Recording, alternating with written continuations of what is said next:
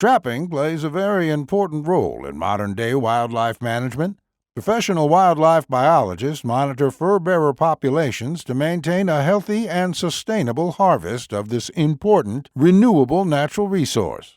Trapping provides recreation and income for licensed trappers across this country.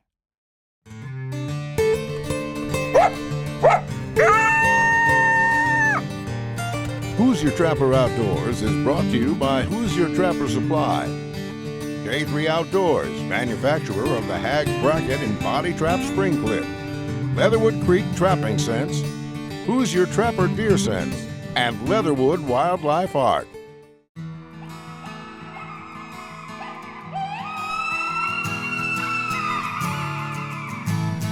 Trapping has been a lifelong passion of mine. Back in 1976, I started Hoosier Trapper Supply, and we've had the privilege of serving trappers across this great country for all these years. We carry a complete line of traps and trapping equipment. You can check us out at HoosierTrapperSupply.com.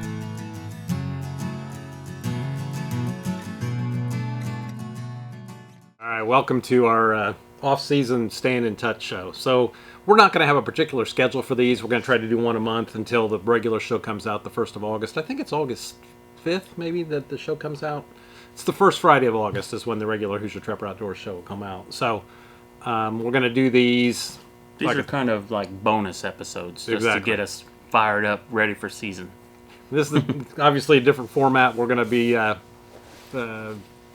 sitting in here and talking about the trapping stuff and trapping equipment, and I'm going to try to fit in a book review on each one of these. So anyways, start out with, I want to talk about flake wax for a second.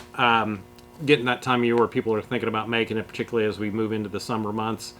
Obviously, the natural heat of the sun makes it a lot easier to make it. Generally a lot easier to find dry dirt or to dry dirt out in the sun if you spread it out. So just a heads up on flake wax, when it gets super hot, we try not to ship it if it's getting in the 90s or, God forbid, 100 degrees out. So just, bear in mind that if you do order it in the heat of the summer, we may wait a few days to ship for the weather to calm down if you order it at a particularly hot time. But it's definitely coming up on that time of year to get it made. We never seem to get it made when we're supposed to, but for those of you that think ahead, plan ahead, find time to do this stuff. Right. And if you've never made it, we do have on our YouTube how-to section me making a couple batches. There has been a lot of questions about that. Some guys have trouble with the right amount of temperature and heat with scalding the dirt, actually, burning it. And that can be kind of off-putting to a coyote. So we might do a secondary video talking about that and maybe making it in a water bath. That or maybe just the regular the old-fashioned solar method. Yeah, if it's the dead of summer, we could do that. It's kind of hard in Indiana. You get really nice days, and then next thing you know, it's raining. So you need a good stretch of hot weather. So maybe right in the middle of the summer, there's a few weeks that are perfect for it. Yeah. But say if it's not and you're in a pinch, you could do this other method I was talking about in the garage, one evening or whatever. So we'll get to that later, but just keep that in mind. Yep. Now that you mentioned it, be sure to check out that how-to section on our YouTube page, because it's got the short reference videos on how to do particular things, anything from, like Justin said, making wax dirt to how to skin a coyote, how to make a dirt hole set. You can just go in, quick reference, and get a quick tutorial. So both Justin and I read Charlie Dobbins' Land Sets and Trapping Techniques book, and I first want to say that I kind of go through phases, and I haven't read a trapping book for a while, so it was nice to sit down and read this book. Charlie Dobbins is obviously an iconic figure in the trapping, modern day trapping history. Prolific writer, very skilled, experienced trapper. Lost him a few years ago, but he wrote this book, and I guess it struck. It was I like that he calls coyotes and foxes wild canines. All through the book, he doesn't say fox and coyotes; he says wild canines, which is kind of cool. Um, and I also thought it was interesting that there's no catch footage in here. There's no catch pictures. There's no animal pictures in this entire book.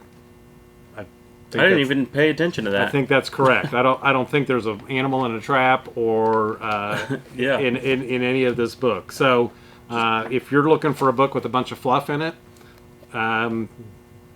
this doesn't have that. So Yeah. he's got a fair amount of photographs in here, but they all pertain to instructional what he's talking about. So Right. Like Charlie made that note. I made a note here that I really like, especially if I feel like this book could be across the board. It could be for the beginner, but it also could be for the advanced trapper for sure. You can pick up little things. But for the beginner, especially, in the back there is a list. There's a glossary page of words that he commonly use and people use in the trap world that if a new guy wouldn't, know exactly what you're talking about. right. Just the word dirt hole could mean a lot of things to people. When you say dirt hole set, hey, there's a little definition in the background to get you back on track to know what we're even talking about. Right. So, or even the dog on a trap, which Yeah, is yeah. I don't know where that ever came up with. That's a silly term, but the dog on a trap. So what's that? Yeah, exactly. So yeah, that was a cool thing I liked about it. Just that glossary.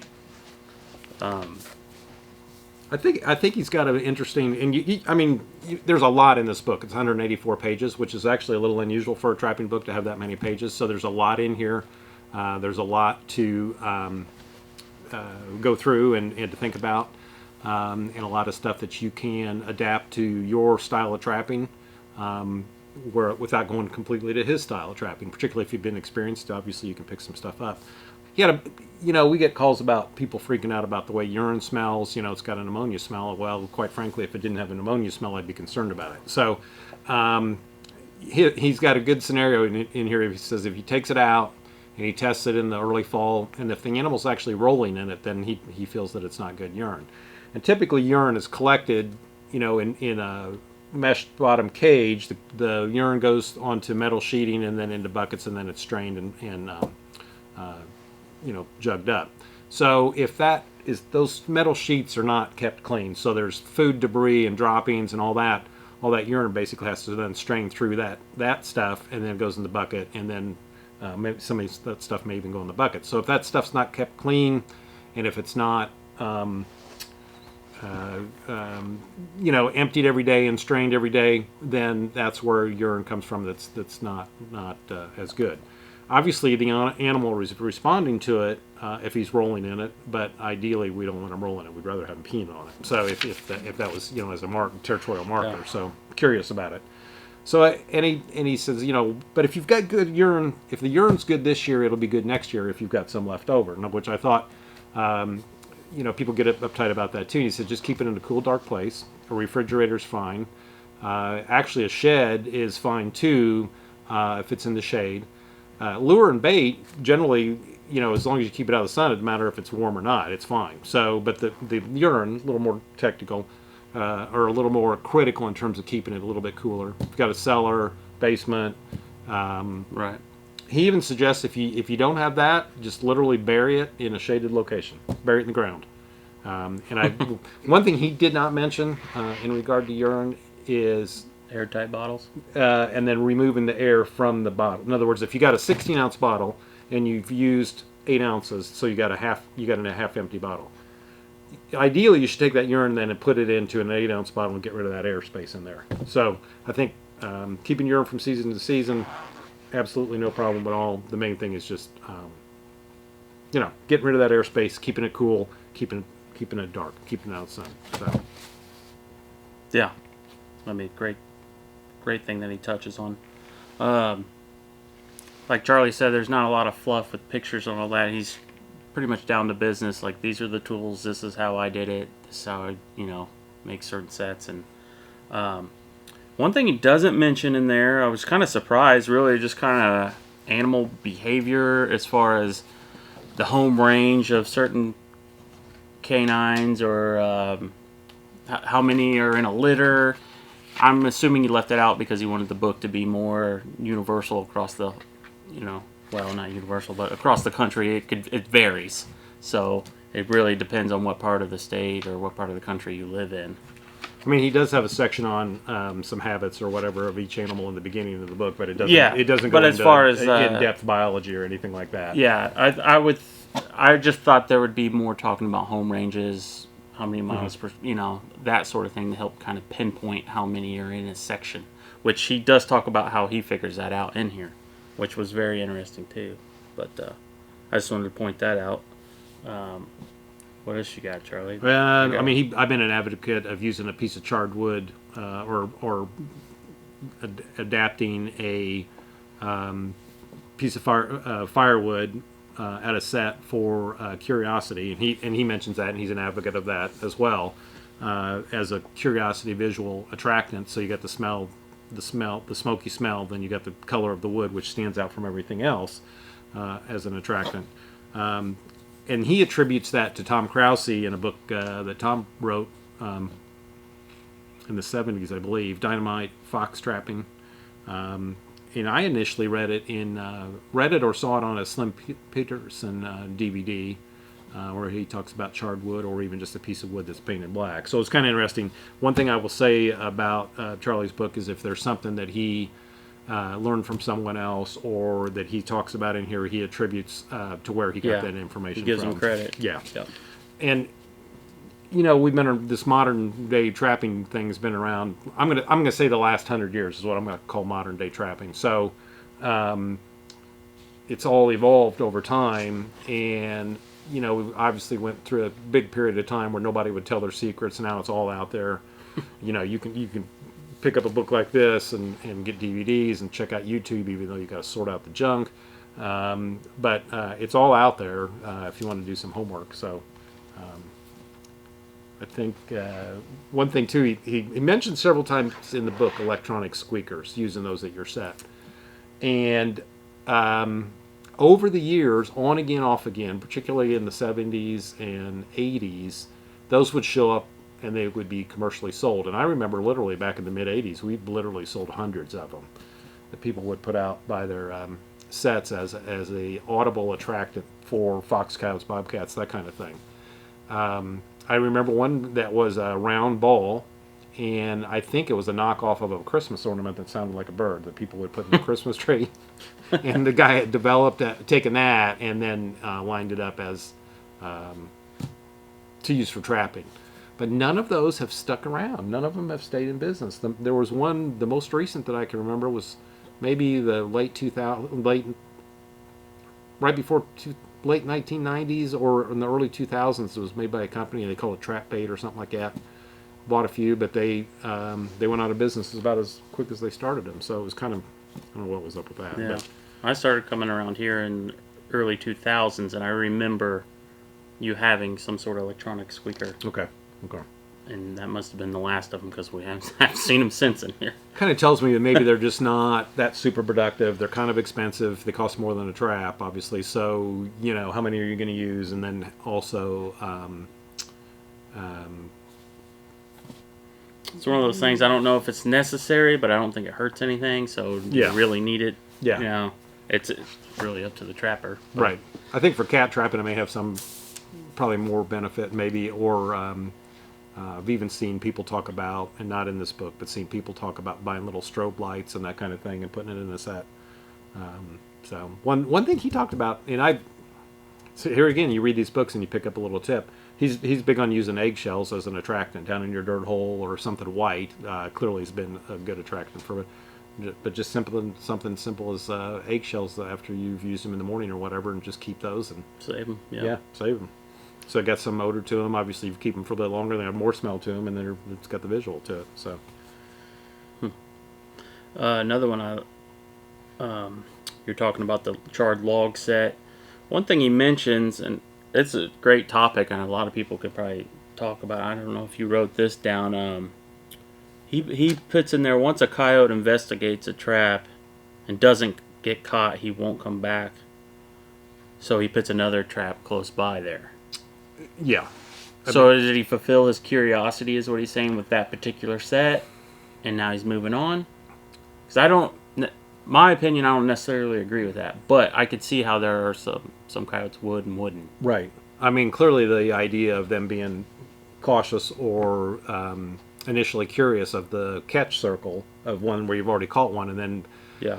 checking that out and maybe cautious about actually committing to that catch circle. Some of them, there's just too much coyote smell there, and picking them up at another location. I did read that, and I didn't fully agree with that, and I don't know, without having game cameras on those locations, that you can just say that. That was one Yeah. thing that was like, well, I know he had a point, and there was definitely a point to what he was saying, and I agree with what he was saying. But to make that statement, To be 100% clear, you would have to do the game camera thing, or right, just with to know. multiple Right. situations. And you couldn't just use one location with a game camera and have that say, okay, this is 100% true. You'd have to have Right. it in different scenarios, different weather, different times of the season. So, Right. but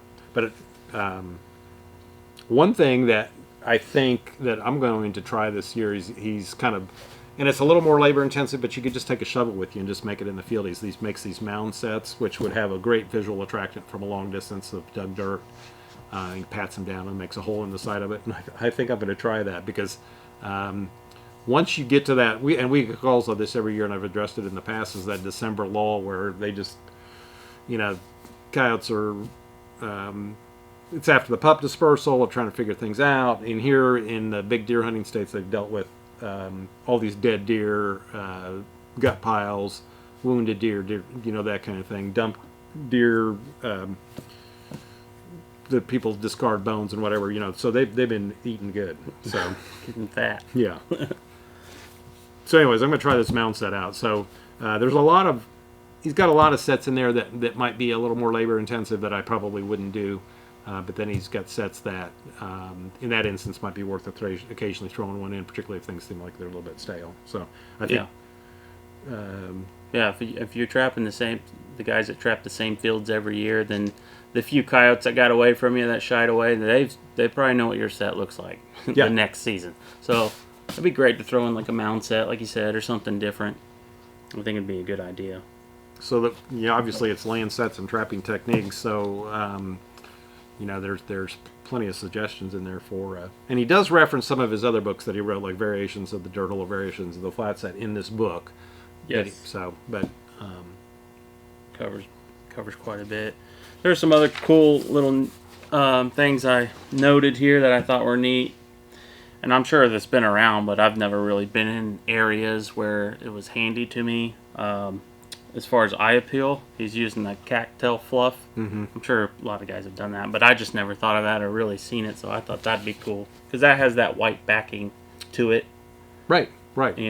so visually in it, and then it blows in through the grass or however you spread it. And he did say once it gets rained on, it's done. It's if you've ever seen a cattail, the brown part of a cattail where it goes to seed, and you pull that out, it looks like feathers basically. And he's using that as to get around the feather law, or the law where you can't use animal parts, which is pretty ingenious. I mean, it flows like feathers without using actual feathers, so that's pretty cool. So if it gets rained on, then that's an issue. But oh well. And then I like the old the tape cassette for flagging. Hang that in the tree, because you unwind a tape cassette. I'm sure you could get those at Goodwill for next to nothing now. For those of you that are younger, it was a thing that used You know what that is? it was prior to CDs and DVDs. So There was VHS tapes and cassette tapes. the funny one is he even mentioned 8-track tapes in here, which was like, Yeah. I mean, that only lasted for like a month. So But- there's pictures of it in there. You just wads all that tape out of there, and then the weight of the actual plastic casing would hold that. You could loop it in there, and and that stuff would just blow in the wind. And the color of it was just like a natural brown, just enough to catch some eye of a bobcat is what he was thinking. I thought that was cool. Yeah. Kind of a retro. Yeah, very retro. Yeah, thing now to you do. can just go buy some Christmas tinsel or whatever. Yeah. Could then too. I just like the idea of it, so Yeah. put that down there. Another thing I thought was a bonus, a lot of guys think, well, land sets, we're talking, like he says, wild canines, bobcats, things like that. There are land sets for mink in here for people that are interested in it, so it's not You know, usually a lot of guys think mink, that's water, but you can make mink sets right on the water's edge Yeah. nearby. So I thought that was cool. He threw that in there. What else did you find that was, you know, something to really point out? One thing that it's not controversial, but it's something that I have gone. We haven't fallen into it. We tried it, and it was kind of a cutting down the pans of a trap, and he was an advocate of that. Felt like it eliminated his misses considerably when he cut the pan of the size down.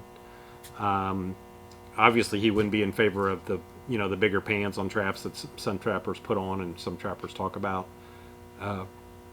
It's he felt like that pan that catch toenail on it or whatever, but as soon as you decrease it, then you have less likely chance of that happening.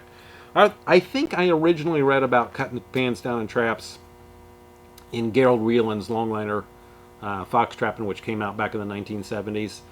I may be wrong on that, and I tried to locate one today, and I think I got it at home in my collection, but I think that's where I originally saw about cutting the pans down on traps, and that was the old pinch pan 1.5 coil Fox Trapping. So, I was talking to somebody the other day, and this guy was in his 80s, and very well versed in the trapping history and experienced trapper himself, and he referenced that government trappers that he had dealt with in the past all wanted their pans small. They wanted them cut down. So, I mean, he was scratching his head on this idea of the bigger pans. So, yeah. If it's working for you, great. You tried it on some. I tried it and I did not like it. I had a lot of misfires, more than usual. You know, everyone has those from time to time. But I had a lot of flipped off traps, and I know that I feel like that was the only thing that I was doing different that was causing issues. So, I mean, basically that pan's filling in the jaws of the trap. Yeah, so, there wasn't much space. So if the coyote or whatever would step near the edge of the pan, it was probably getting flung out or only had it by a toe. Not much of any struggle at all, if there was. Most of the time it was just a flipped off trap. Got rid of those, cut them back off, and went right back to normal. Everything was good. So yeah. So I went down that road. I don't think I'm going back. I figured out myself what works for me. Generally, I have found that if you go back to and I'm not going to call this an old book. I'm going to say if you went back to the old E.J. Daily books, which are pretty minimal in information, but the basic information is there, or if you go back to the old Hallbaker books, and there's stuff in there that, all this modern day trapping was developed off of that for the most part. So these guys that have been around a long time and have moved this stuff forward and progressed the techniques for trapping, that kind of thing, it's based on their years of experience and others in that field. So sometimes for things to make like a 180 is a little hard to believe. So I'll just stop at that. So yeah. What other notes you got? I mean that's kind of we don't want to give away the whole No, thing. I don't want to tell the whole book, but what I think for the guy, there's some people that just like to make a lot of sets. So this is an ideal book for you if you like. Yeah, there's quite a few different sets of similar, cross in between, and different. So and there's a lot of people that just enjoy doing that. We kind of got the perspective if we're running a longer line and we're only going to be in an area, we're generally going to make dirt hole sets, flat sets, and we may make some urine post type sets, and that's generally all we're making. Get in, get out, keep it simple. Yeah, yeah. So, but if you run into a situation where things go stale and you're still trapping, and I think there's some great sets in here to make. And for those of you that like to just make different sets and see how the animals react to them, there's a lot of that in here, and I got to give him credit for that. So, and he developed a lot of that, I'm sure himself. So, yeah, years and years of trapping. being out in the field. So, I mean, So he did some government trapping for this, I think for some states. I don't think he worked for the USDA, but he did some government trapping. He mentioned in there. So yep. So what we're saying is we recommend the book. we recommend the book. Check it out. Charlie sells it here at Hoosier Trapper Supply. It's on the website, right? Yep. And So, yeah. It was fun. It was funny. Somebody the other day called on the phone and they said, "Yeah, you know, I'm still using this. It's considered kind of old school." Well, not really. And he was actually talking about a lure. So for those of you that think this might be old school since it was written a few years ago, it's not. It's all very valid information for present day. So definitely check that out. I think at minimum it's interesting to read, and there's definitely some things you'll pick up and some things that you can use on your line. So, and I want to mention that we owe these guys a debt of gratitude for writing this stuff and putting it down, because there was a number of years prior to 1970 that there just wasn't much information out there on trapping. You know, everybody was pretty tight-lipped and pretty secretive about things. And as things moved along, then and now it's just with YouTube and It's everywhere. all the DVDs and everything. I mean, you can find out a lot of information on Yes. trapping.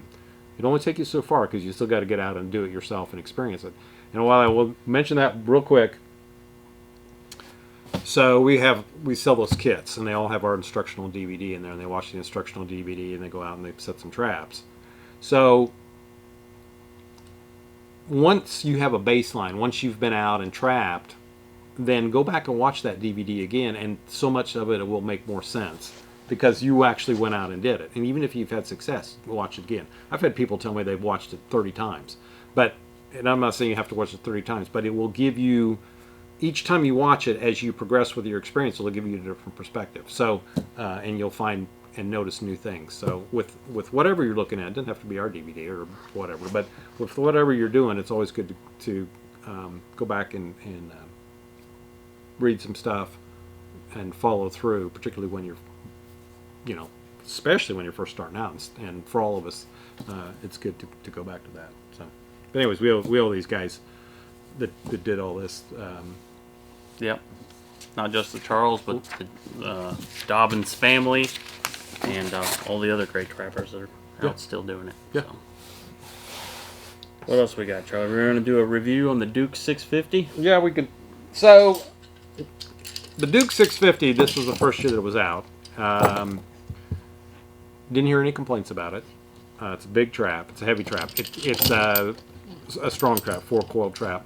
I talked to, in Indiana, it is not legal. There's no problem with the jaw spread going this way, but from the base, from the frame of the trap is way too long this way, and it's like an inch. So it's legal underwater. I think a few people actually bought them to trap beavers with. There's better beaver traps, but as far as a coyote trap only, it's a good trap. I talked to 2 trappers who I trust their judgment. I take their word. They both are very experienced. Both of them liked the trap. Were very pleased with the trap. They both pretty much said if it's a coyote trap only, it doesn't catch other stuff. It's too big and too heavy. So And they ran a lot of them. I mean, yeah, what he had like 15 dozen. And the one guy ran had them all. 15 dozen, yeah, and the other guy he'd bought a bunch too. So and they were. So anyways, they were very, very pleased with the trap. But obviously check your regulations in your state on this trap, whether it's legal or not. Like I said, here in Indiana, you cannot set it on land. It's just too big. And we have very trapper-friendly regulations. And initially, I thought this trap was legal, but I had it checked out I had to find out myself. What was at the ISTA convention this past fall, and they pulled the tape out. DNR officer, we measured it right there on the spot, and he said nope. yeah. They got the columns that show you, okay, it fits in this bracket, but not in this one, so that takes it out of legality. So. Right. Yeah. So for here in Indiana, it's a no-go, but a lot of states it is, and obviously there's states that not even close to that, even measuring it the other way. A couple questions that we get. one is out-of-state trapping trips. How do you go about it? And I actually, we've addressed this a number of times, and I don't want to get really extensive here, but there's kind of two ways to go about it. So first off, if you know someone in and out of state, particularly if they're a farmer or a rancher, then you've got an immediate in, and you could work off of that. Or you got friends, that are outfitters, or if you've been hunting with somebody, sometimes you can work your way through that. But if you're just randomly looking for a place to trap, the first thing that you want to look for is check some states that you're interested in going to, and then request the trapping regulations from that state. Go through those, see how trapper friendly they are. All state regulations are a little bit different, and then and make sure you wouldn't have to just buy a whole new set of equipment. And then from that point, then go to see how much public ground they got, national forest ground, that type of thing, and then what the regulations are for trapping on that ground.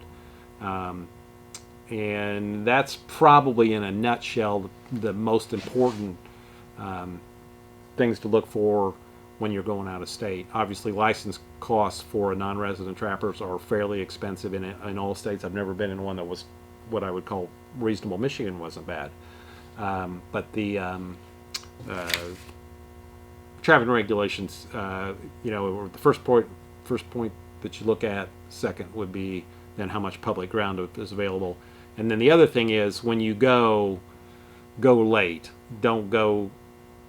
I wouldn't go anywhere prior to Christmas, really. The way the hunting seasons are, that kind of thing, and that's not a blanket statement, but it's close to a blanket statement. If you're on public ground, I would avoid going prior to Christmas. It's too many issues and too many people hunting, too many that you're going to have. Particularly, you never want to go when gun season for deer is in, or if you were in the western states where they have pheasant season. That's another one. You never want to go when they have pheasant seasons in. So, but that's kind of the gist of what you're looking for, on an out-of-state trip.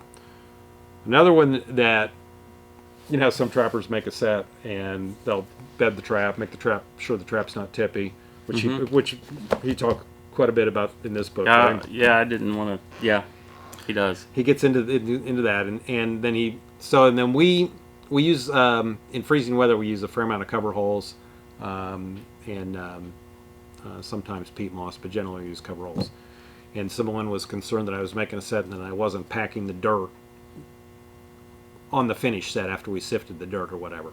And generally, I mean, if you've bedded your trap very well, that loose dirt on the top. For one thing, if there's cover holes down there and you put a little dirt on top of that, you're not packing that anyways.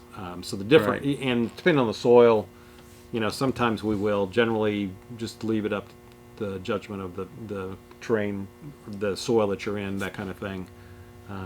We don't do a lot of that pack in the dirt, but I could see if you're working with a big bed area, getting all that, but we're trying to keep our sets relatively tight. Right. So there's not a lot of area right. to be packing in the first place. There shouldn't be, with how we operate. But sometimes there is if there's roots or rocks or stuff in the way, and you gotta. Right. But it's generally for us not too much of a problem, I don't think. Right. And if it's working for you, then do it. That's fine. So in your trap bed area should not be that big, but because then it's like they don't know where to step. So I try to direct their foot in the proper place. I think that the couple questions there. One thing we're in the orders that everybody places, we're putting stickers in there. So we got our Hoosier Trapper Outdoors sticker, and we've also got the coyote, or this coyote head sticker. Those are free in the orders, and we will change these periodically. So stick them on whatever, and then collect them or whatever. Gotta collect them all. Yeah, I've got all that like wipe off type siding in my first shed where you can keep it somewhat clean. So I just started state association stickers, whatever, just start lining them up. So, anyways, kind of cool. Just doing that. Those are available. Those are coming through on orders. Got that coming up. We have a big day coming up. Okay. After a long year of COVID, we're going to try and have our convention this season. We should be able to, here at the shop, the last Saturday in September, our rendezvous for 7B, Chapter 7B. Yeah, fur takers. So we're really excited about that. We missed it last year. Definitely missed it. Sure did. I will say the day that came around, which is always the last Saturday of September. This should be September 25th. We have the rendezvous. But last year when that day, it was the a weirdest. sad day. It was Sitting in here at the shop, and it's like, man. Yeah, it was very sad. It was very. So mark it, September 25th this year. Come on out. Yeah, it's going to be a good time. We will also be at the FTA convention, national convention in Clarksville, Indiana. That's in July. I'm sorry, June. And then we will be at the NTA convention in Spencer, Iowa, in July.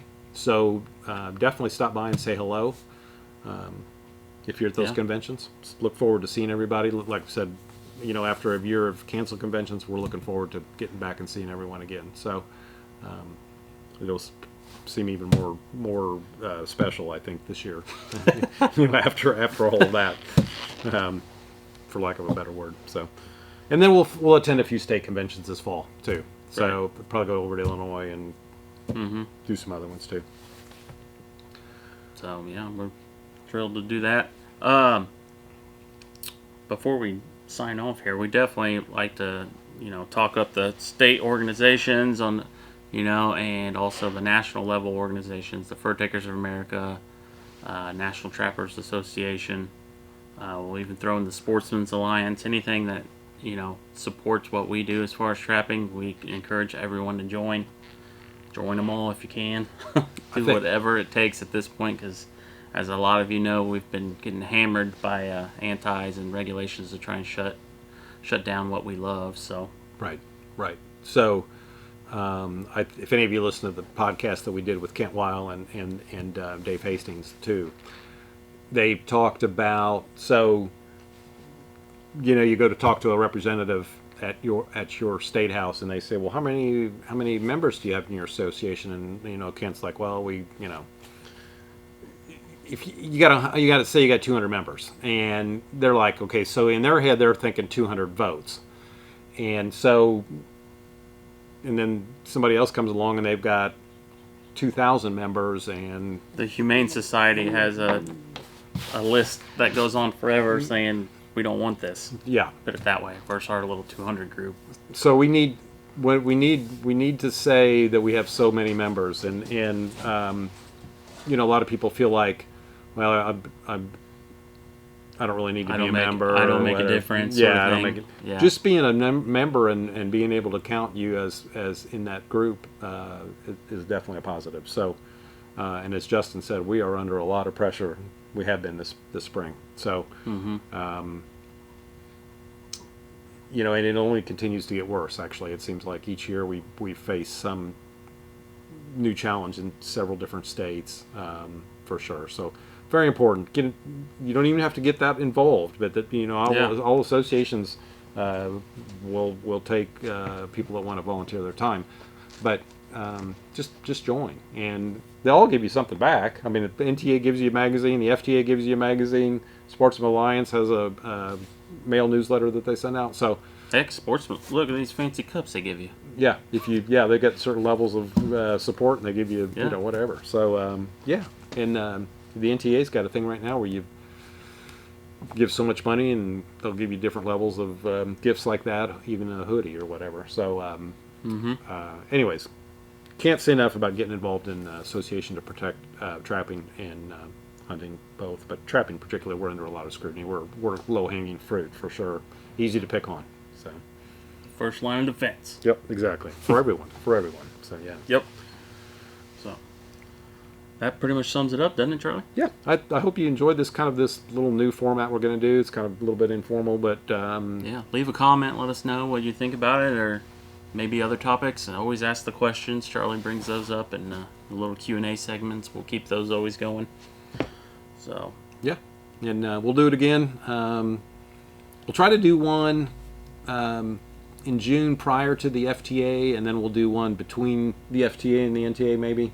and then maybe one after the NTA. But we're getting close to doing the regular show, so I don't know. We'll just play it by ear. But we're like I said, these aren't on a regular schedule, but we'll try to do a couple more at least. So, All right. Appreciate you joining us. We'll see you next time.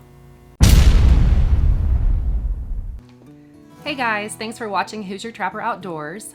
Just wanted to let you know that we do have our new fall catalog out. It's got lots of great products in there and photos.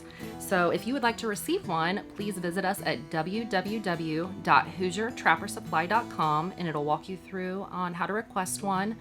You can also print one out from there if you don't want to wait on one to come through the mail. We also would be more than happy to take a request over the phone at 317-881-3075. We are a complete trapline outfitter. We offer lots of great lures and baits, and we also have a complete line of deer scent. Yep. And also, while you're online, follow us on social media. We're on Instagram, Facebook, YouTube, of course. We really appreciate it. You could give us a like or share if you can, and subscribe to the YouTube channel. That'd be great. And don't forget about the podcast that we have, the Trap House Podcast and the Fur Shed series. And also there's a Facebook group that I started called the Catch Circle, and that's open to anyone. It's a great trapping community. Ask questions, buy and sell lures and old traps, whatever. Anything trapping related is welcome. So we appreciate that. And we'll catch you on the next episode. Yeah. Thank you for all the orders and supporting our small family-owned and operated business. We truly appreciate it.